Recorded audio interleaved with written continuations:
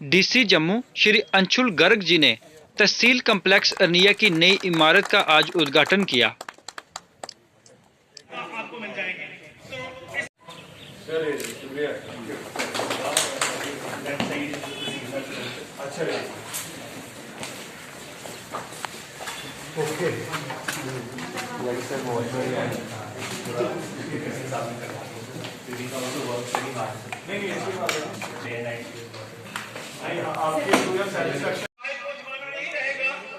Municipal committee के chairman Saini साहब, BDC member, हमारे बीडीसी चेयरमैन साहब, मेरे साथी अफसरान,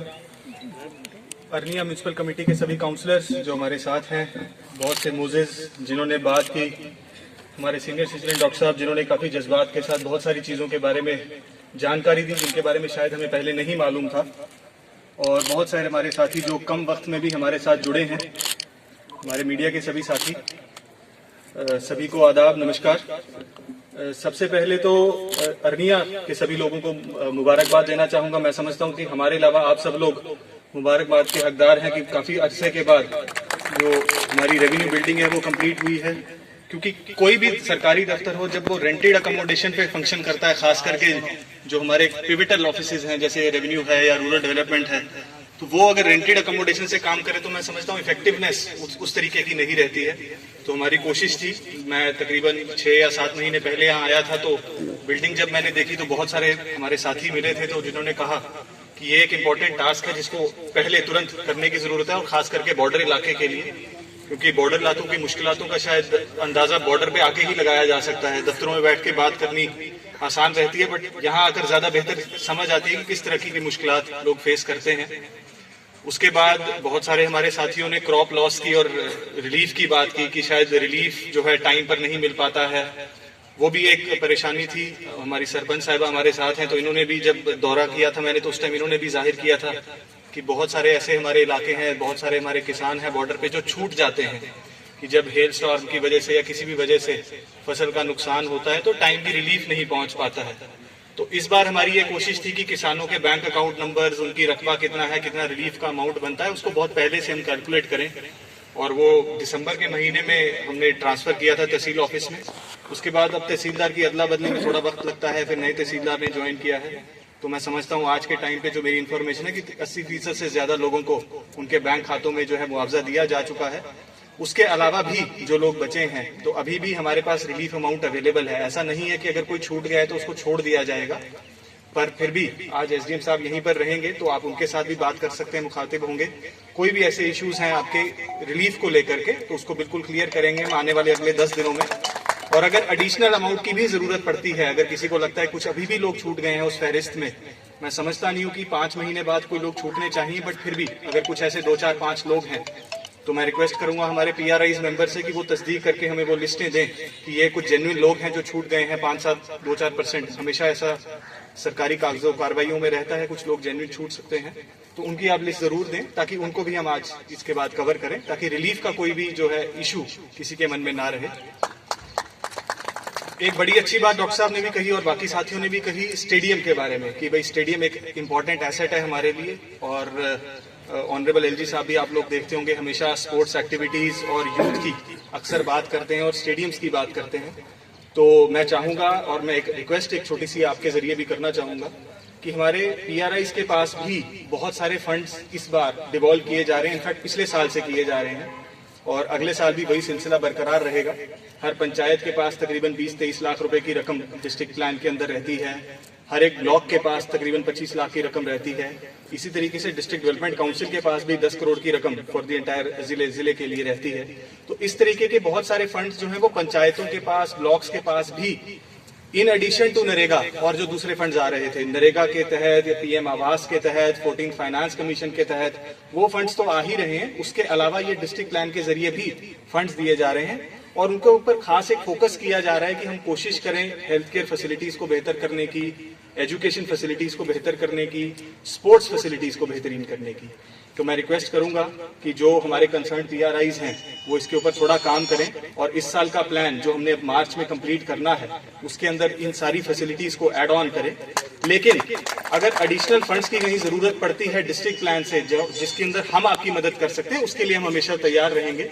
तो आप एक अपना प्लान फॉर्मुलेट करें। एडिशनल फंड्स की अगर आपको जरूरत पड़े जरूर हमें अप्रोच करें, हम उसको एडिशनली सप्लीमेंट करेंगे और कोशिश करेंगे कि उस स्टेडियम को हम जल्द से जल्द, जिस तरीके से आपकी ख्वाहिश है, खास करके हमारे यूथ की ख्वाहिश है, ताकि वो ड्रग्स और दूसरी समस्याओं से जो जूझ रहे हैं उनको हम डाइवर्ट करें इन एक्टिविटीज के लिए। मुझे बताया जा रहा है कि एसडीएम साहब ने बताया कि हमारा जो सीडाइट सेंटर है वो शायद उसी स्टेडियम में काम कर रहा है जहां 70 बच्चों के बैच को हम ट्रेन कर रहे हैं। और हमारे 2 बैचेस, ये भी पिछले साल हमारी कोशिश थी, जब मैं बॉर्डर इलाके में आया था तो लोगों ने ये डिमांड एक रखी थी कि हमारे यूथ की पॉजिटिव एंगेजमेंट के लिए कोई प्रोग्राम, कोई एक्टिविटीज होनी चाहिए। तो हमारे 2 बैचेस तकरीबन इस साल कंप्लीट हुए हैं अर्निया में, और इस साल भी मेरी ये कोशिश रहेगी कि उसी तरीके से इस साल 2 की बजाय हम 3 बैचेस पूरा साल चलाएं। और लड़कियों के बैचेस भी, जैसे हमने पिछली बार पहली बार शुरू किए थे, तो वो लड़कियों के बैचेस भी इस साल फिर कंटिन्यू करेंगे, ताकि ना केवल पुलिस और आर्म्ड फोर्सेज या बीएसएफ की रिक्रूटमेंट में बच्चों को फायदा मिले, लेकिन किसी भी तरीके की सरकारी रिक्रूटमेंट हो या प्राइवेट ऑर्गेनाइजेशंस में भी रिक्रूटमेंट हो, हमारी कोशिश रहेगी कि उनको भी हम उसी तरीके से इक्विप करें ताकि वो जल्द से जल्द अपने पैरों पर खड़े हो सकें। रेवेन्यू डिपार्टमेंट की कुछ लोगों ने बात की है, उसके ऊपर 2 बातें कहना चाहूंगा कि पिछले 1 साल से डिजिटाइजेशन का प्रोग्राम जो है वो जम्मू जिले में बड़ी तेजी से चल रहा है। इनफैक्ट यूटी के पूरे 20 जिलों में सिर्फ 2 ही जिलों को चिन्हित किया गया था, जम्मू और श्रीनगर, जिनको रिकॉर्ड्स को जल्द से जल्द डिजिटाइज किया जा सके, ताकि लोगों को जिनको उर्दू की जानकारी नहीं है, पटवारी की अवेलेबिलिटी के इश्यूज आते हैं, या दूर दराज का इलाका है, दफ्तर जाने में परेशानी है, उनको कंप्यूटर पे एक क्लिक से ही अपना रेवेन्यू रिकॉर्ड सामने दिख सके। उसके लिए एक आपकी जमीन आपकी निगरानी एक इनिशिएटिव हमारा नवंबर में शुरू हुआ था। यहाँ पर भी नियामत लेवल पे कुछ कैंप्स लगे होंगे,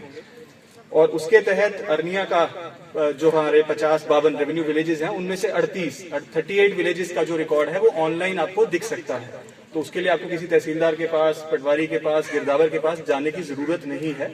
और हमारी कोशिश है कि अगले 2 महीने में बाकी जो 14 बचे हुए विलेजेस हैं उनको भी हम कंप्लीट करें, ताकि ये जो रेवेन्यू रिकॉर्ड को लेकर बड़े लोगों के मन में शंका रहती है कि पता नहीं मेरी जमीन मेरे नाम पर है भी कि नहीं, किसी और के नाम पे तो नहीं चली गई है, रिकॉर्ड लेने कहाँ जाना पड़ेगा, उस तरीके की समस्याओं से आपको जो है राहत मिलेगी। लेकिन ये जो प्रोसेस है उसके लिए मुझे आप सब लोगों की कोऑपरेशन की, जो कि हमेशा मिलती आई है, आगे भी जरूरत पड़े कि लोगों को उसकी चीज की जानकारी भी हो। तो आज का जो ये प्रोग्राम था लैंड पासबुक्स बांटने का, वो इसी कड़ी में एक था कि जिसके अंदर जो लैंड पासबुक है बैंक पासबुक की तरह है, बैंक खाते की तरह है, जिसके अंदर आप लेटेस्ट अपना लैंड का हिसाब देख सकते हैं कि इस खसरे नंबर में मेरे पास कितनी जमीन है, जमाबंदी किसके नाम पे चल रही है, गिरदावरी किसके नाम पे चल रही है। लेकिन एक छोटी सी बात इसमें ध्यान रखने वाली है कि ये जमाबंदी लेटेस्ट अपडेटेड है। तो मान लीजिए कोई जमाबंदी 18-19 की अपडेटेड है, तो 18-19 तक अपडेटेड रिकॉर्ड मिलेगा, आज तक का नहीं होगा। तो पिछले 1-2 साल का थोड़ा गैप रहेगा, उसके ऊपर भी हम काम कर रहे हैं, ताकि आगे आने वाले 6-8 महीने में जिस भी वक्त किसी भी तरीके की लैंड में चेंज होती है, आपको एसएमएस के जरिए अलर्ट है कि मेरी जमीन बिक गई है। तो इस तरह की चीजों से आपको मुक्ति मिलेगी। तो हमारी कोशिश इस डिजिटाइजेशन प्रोग्राम के तहत यही है। लेकिन मैं अपील करूंगा हमारी जो रेवेन्यू टीम है यहाँ पर भी और लोगों से भी कि आप जल्द से जल्द अपनी जो लैंड पासबुक्स हैं उसके लिए अप्लाई करें। उसके लिए एक प्रिस्क्राइब्ड फॉर्म है। आज तो हमने ये कार्यक्रम इसलिए किया था ताकि लोगों को जानकारी मिल सके इस चीज के बारे में, बट बाकायदा एक लैंड पासबुक रूल्स इन्होंने यहाँ पे मेंशन भी किया है, Jammu Kashmir land revenue act. तो एक्ट के तहत जो रूल्स बने हैं, एक लैंड पासबुक रूल्स बनाए गए हैं, जिसके तहत आप अप्लाई कर सकते हैं और वो पासबुक हासिल कर सकते हैं और वो आप डिजिटल फॉर्म में मोबाइल में रख सकते हैं। उसके लिए प्रिंट रखने की जरूरत नहीं है। हार्ड कॉपीज, चलिए कई लोगों को हमें आदत है हार्ड कॉपीज कागज घर पे रखने की, बट आप डिजिटल फॉर्म में भी उसको अपने पास रख सकते हैं ताकि कहीं भी आप उस कागज को इस्तेमाल कर सकते हैं। उसके लिए किसी तहसीलदार की अटेस्टेशन या तस्दीक की जरूरत नहीं है, वो अपने आप में सफिशिएंट प्रूफ है आपकी जमीन के बारे में। तो इसलिए आप सभी लोग अपने तहसील ऑफिस से वो लैंड पासबुक्स हासिल कर सकते हैं और इस डिजिटाइजेशन प्रोग्राम को हमारी कोशिश रहेगी अगले 6-8 महीने में और आगे बढ़ाएं। आज के समय की कमी के लिए भी एक बार माफी चाहूंगा, कुछ एंगेजमेंट्स हैं तो मुझे यहाँ से जाना पड़ेगा, लेकिन एसडीएम साहब यहाँ पर रहेंगे, मेरी रेवेन्यू टीम यहाँ पर रहेगी, हमारे फूड एंड सिविल सप्लाईज के ऑफिसर्स यहाँ पर हैं। पेंशन्स का किसी ने जिक्र किया कि कुछ इश्यूज आते हैं तो डिस्ट्रिक्ट सोशल वेलफेयर ऑफिसर यहीं पर हैं। अगर आपको कहीं भी दिक्कत आती है, कुछ लोग छूट गए हैं, नहीं कवर हो पा रहे हैं, तो आप उनको जिक्र बता सकते हैं। एसीडी साहब उनकी टीम भी यहाँ पर है। रूरल डेवलपमेंट को लेकर अगर कुछ ऐसे इश्यूज हैं, क्योंकि हमारे काउंसलर साहब ने कहा कि ऑफिसर्स के साथ एक प्रोग्राम रहना चाहिए, इंटरेक्शन होनी चाहिए, तो डिस्ट्रिक्ट के ऑफिसर्स आज यहीं पर हैं, आपके साथ रहेंगे। कुछ भी ऐसे इश्यूज हैं आप जरूर फ्लैग कर सकते हैं, पर जो मुख्यतः 5-10 बातें आपने इंपॉर्टेंट कही हैं तो उसके हमारे पास रिकॉर्ड रहेगा और होपफुली कोशिश करेंगे कि आने वाले कुछ वक्त में उनमें से कुछ पर हम काम करके फिर दोबारा अर्निया में ही एक प्रोग्राम दोबारा करें। और फिर से आपका एक फीडबैक ले सकें किस तरीके से हमें आगे बढ़ने की ज़रूरत है। बाकी आज आने के लिए और हम सबकी जिला इंतजामिया की भी, मेरे साथियों की भी हौसला अफजाई के लिए बहुत बहुत शुक्रिया, धन्यवाद, थैंक यू। ये प्रोग्राम हम थोड़ा सा कट शार्ट कर रहे हैं क्योंकि बहुत बड़ा दिए गए हैं जिनका रिकॉर्ड जो है वो डिजिटली ऑनलाइन हमें अवेलेबल है, लेकिन लैंड ओनर्स की सहूलियात के लिए लैंड पासबुक्स इशू की जा रही हैं और सिर्फ जम्मू और श्रीनगर 2 ही ज़िलों में ये फैसिलिटी अवेलेबल है। उसी पासबुक्स को लोगों तक पहुंचाने के लिए और लोगों को अवेयर करने के लिए ये प्रोग्राम शुरू किया गया है। आगे आने वाले टाइम्स में भी हर शनिवार और बुधवार 2 दिनों में हमारे नियाबत लेवल पर कैंप्स लगेंगे इसी तरीके के, ताकि लोगों को डोर स्टेप्स पर उनकी जो है पासबुक्स डिलीवर कराई जा सके। मैं फिर भी लोगों से अपील करना चाहूँगा कि जेके लैंड रेवेन्यू की जो वेबसाइट है उसके ऊपर जाकर वो अपने रिकॉर्ड को ऑनलाइन डिजिटली देख सकते हैं और तहसील ऑफिस में आने की उनको ज़रूरत नहीं है। सर, पिछले कुछ समय से बिश्ना और अर्निया क्षेत्र में नशा जो है बहुत ज़्यादा बढ़ चुका है और इस समय हम देख रहे हैं कि प्रशासनिक ना ही कोई प्रशासन कोई इसमें ठोस कदम उठा पा रहा है, ना ही कोई पुलिस की तरफ से, तो इस पर क्या कहना चाहेंगे आप? देखिए, ड्रग अब्यूज़ जो है वो एक समस्या है हम सबके लिए, ना केवल जम्मू ज़िले के लिए बट मैं समझता हूँ पूरे जम्मू कश्मीर के लिए ही, और उसके लिए दोनों तरीके के मेजर्स की ज़रूरत है। प्रिवेंटिव मेजर्स की भी ज़रूरत है कि इस तरीके से हम अपने बच्चों को रोक सकें कि उस तरीके की तरफ वो ना बढ़े। आज की जो इंटरेक्शन थी उसके अंदर भी बहुत सारी ऐसे मामले सामने आए कि किस तरीके से बच्चों को हमें स्पोर्ट्स एक्टिविटीज़ के अंदर एंगेज करने की ज़रूरत है, स्पोर्ट्स फैसिलिटीज़ डेवलप करने की ज़रूरत है, और साथ ही साथ जो रेमिडियल मेजर्स हैं उनको किस तरीके से तेज़ गति से बढ़ाने की ज़रूरत है। हमारी पुलिस की टीम्स में इसके ऊपर काम कर रही हैं कि जो ड्रग पेडलर्स हैं जो किसी साजिश के तहत हमारे बॉर्डर के बच्चों को इस तरीके की समस्याओं में फंसा रहे हैं, तो उनको किस तरीके से उनके ऊपर रोक पाने की ज़रूरत है, उसके ऊपर भी जो है कानूनी कार्रवाई जो है वो की जा रही है। लेकिन मैं हमारे मीडिया के साथियों से भी अपील करना चाहूँगा कि कोई भी स्पेसिफिक इंस्टांसेस अगर ऐसे किसी गैर कानूनी एलिमेंट्स के हमारे सामने आते हैं तो हमारी पुलिस को इमीडिएटली इन्फॉर्म करें ताकि उनके ऊपर प्यूनिटिव कार्रवाई की जाए। कृष्णा और अरनिया में लगातार जो कृषि भूमि है उसके ऊपर कॉलोनियां काटी जा रही है, उसके लिए क्या है? देखिए, जो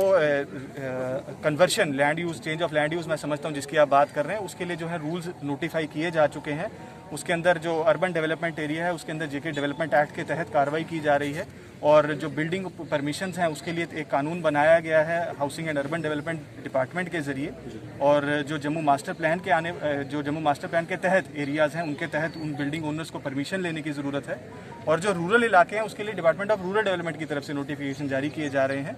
और इसके अलावा अगर कोई इलीगल कन्वर्शंस हो रही हैं तो उसके अंदर कॉम्पिटेंट अथॉरिटीज़ उसके अंदर वायलेशंस की कॉल ले रही हैं। हमारे एसडीएम्स और तहसीलदार्स ने भी फील्ड टीम्स बनाई हुई हैं जो पीआरआईज़ के साथ मिल करके इस पूरे मामले को बड़ी संजीदगी से देख रहे हैं। लेकिन मैं एक अपील हमारी लोगों से भी करना चाहूँगा कि जो एग्रीकल्चरल लैंड का कन्वर्शन है, मैं समझता हूँ हम सबके लिए एक चिंता का विषय है,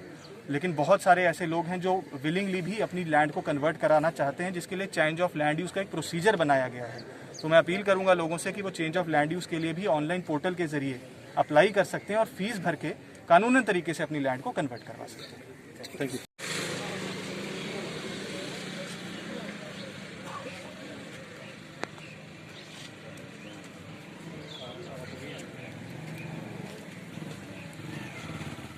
पेट्रोल की महंगाई का राग हुआ पुराना, इलेक्ट्रिक स्कूटर का आ गया है जमाना। TNR इलेक्ट्रिक स्कूटर सिर्फ 10 पैसे पर किलोमीटर पर चले। Visit mega power service, bypass Kunjwani.